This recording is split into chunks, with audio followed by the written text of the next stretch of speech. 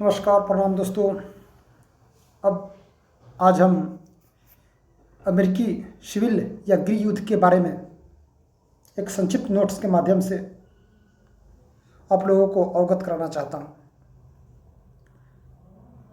कुछ इतिहासकारों का मानना है कि अमेरिकी स्वतंत्रता संग्राम में ही गृह युद्ध की बीज निहित थे।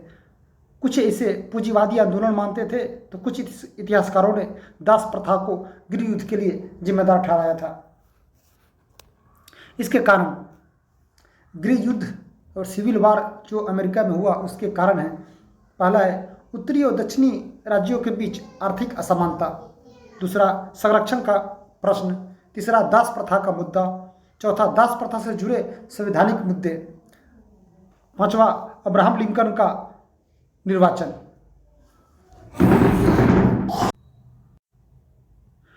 उत्तरी और दक्षिणी राज्यों के बीच आर्थिक असमानता।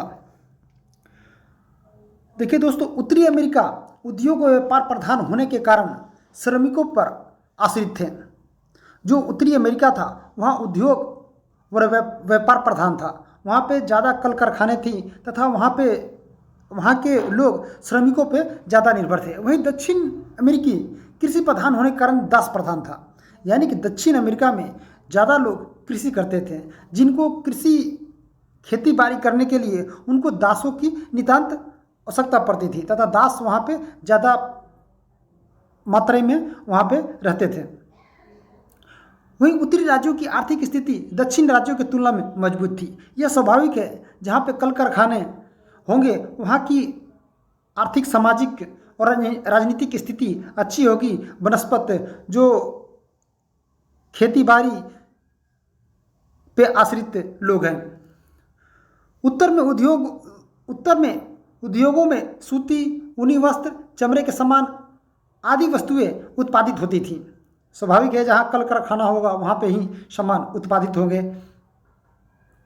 ये मजदूरों द्वारा मशीन से उत्पादन करते थे, अतः यहाँ गुलामों और दासों का विशेष महत्व नहीं था। वहाँ पे जो भी कारीगर थे, मजदूर थे, वहाँ पे वो कार्य करते थे।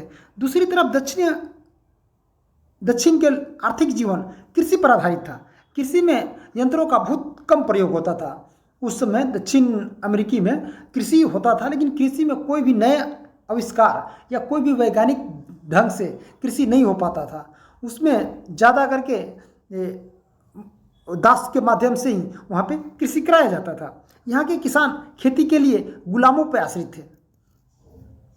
दक्षिण राज्य वर्जीनिया से लेकर दक्षिण कैरोलिना होते हुए जॉर्जिया तक थी। जो दक्षिणी राज्य जो है वो वर्जीनिया से लेकर के दक्षिणी कैरोलिना होते हुए जॉर्जिया तक थी।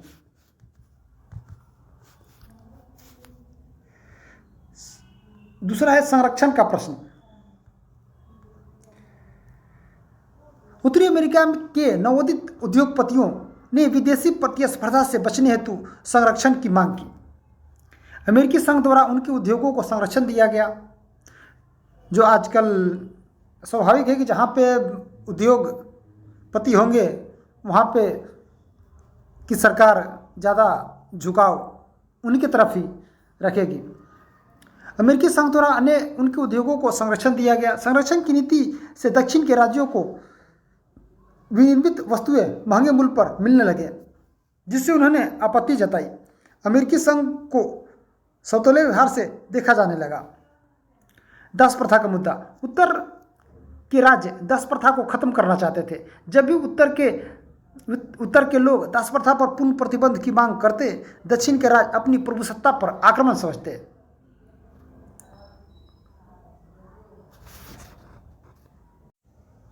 अब दास प्रथा से जुड़े संवैधानिक मुद्दे। उत्तर अमेरिका में दास प्रथा व्यापार समाप्त कर दिया गया।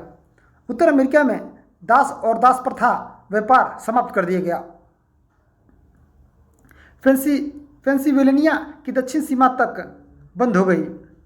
पेंसिल्वेनिया की दक्षिणी सीमा बंद हो गई।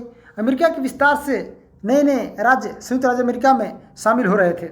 ऐसे में यह प्रश्न उठ रहा था कि राज्यों को दास राज्य के रूप में, स्वतंत्र राज्य के रूप में शामिल किया जाए।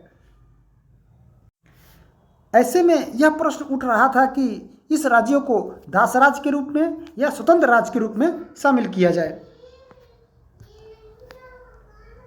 इस संदर्भ में उत्तर राज्य उसे स्वतंत्र राज्य के रूप में शामिल करना चाहते थे, वहीं दक्षिण राज्य उसे दास राज्य के रूप में। जहाँ पे उत्तरी राज्य वहाँ पे स्वतंत्र राज्य के रूप में, तो वहीं दक्षिणी राज्य उसे दास राज्य के रूप में शामिल करना चाहते थे। इस तरह राज्यों के विलय के प्रश्न पर उत्तरी और दक्षिणी राज्यों के मध्य खाई और चौड़ा कर दिया। अब्राहम लिंकन का निर्वाचन, पांचवा कारण, 1860 ईस्वी में 1860 ईस्वी में रिपब्लिकन उम्मीदवार अब्राहम लिंकन राष्ट्रपति के रूप में चुने गए। रिपब्लिकन पार्टी दास प्रथा के आलोचक थी। लिंकन की जीत दक्षिण के राज्यों को अशुभ सूचित प्रतीत हुआ। यह जीत दक्षिण के आर्थिक हितों के अनुकूल नहीं है। अतः दक्षिण के राज्यों में पहली प्रतिक्रिया कैरोलिना राज्य द्वारा अपने आप को संघ से अलग होने की घोषणा के साथ हुई। फरवरी 1861 तक Mississippi, Florida, Alabama, Georgia, Texas ने भी संघ से विद्रोह कर जेफरसन डेविस को अपना राष्ट्रपति नियुक्त किया। इसी के साथ गृह युद्ध की शुरुआत हो गई, जब 12 अप्रैल 1861 को दक्षिण कैरोलिना ने सुमटर के किले पर बम फेंक दिया, जिससे युद्ध छिड़ गया। लिंकन की भूमिका, घोषणा, अगर हम सभी दासों को मुक्त कर संघ को बचा सके तो हम ऐसा करेंगे। अगर हम दासों को मुक्त किए बिना भी संघ को बचा सके तो हम वो भी करेंगे। ये लिंकन की घोषणा थी उस समय। उसने युद्ध के दौरान अपनी कूटनीतिक कुशलता से दक्षिण राज्यों को विदेशों से संबंध बनाने नहीं दिया। 1863 ईस्वी में लिंकन के दास प्रथा को समाप्त कर दिया तथा उन्हें राष्ट्रीय सेनाओं में सम्मिलित होने के लिए आमंत्रित किया। यानी जितने भी दास थे उनको सेना में सम्मिलित करने के लिए आमंत्रित किया, किंतु इसका उद्देश्य दक्षिण राज्यों को नष्ट करना नहीं वरन संघ को बनाए रखना ही था। अंततः लिंकन की कूटनीतिक प्रयासों से उत्तरी राज्यों की जीत हुई। साथ ही 1864 ईस्वी में गृह युद्ध समाप्त हो गया। 1865 को जॉन विस्कस बुथ द्वारा अब्राहम लिंकन की हत्या कर दी गई। परिणाम और प्रभाव, मजबूत राजनीतिक संरचना का निर्माण, सामाजिक मूल्यों में परिवर्तन, श्वेत निगरों में आज भी वो मतभेद देखा जाता है। एक औद्योगिक राष्ट्र के रूप में उद्भव, महिलाओं की भूमिका का विस्तार, व्यापक औद्योगिकरण और शहरीकरण में महिलाओं की भूमिका का विस्तार किया। धन्यवाद दोस्तों।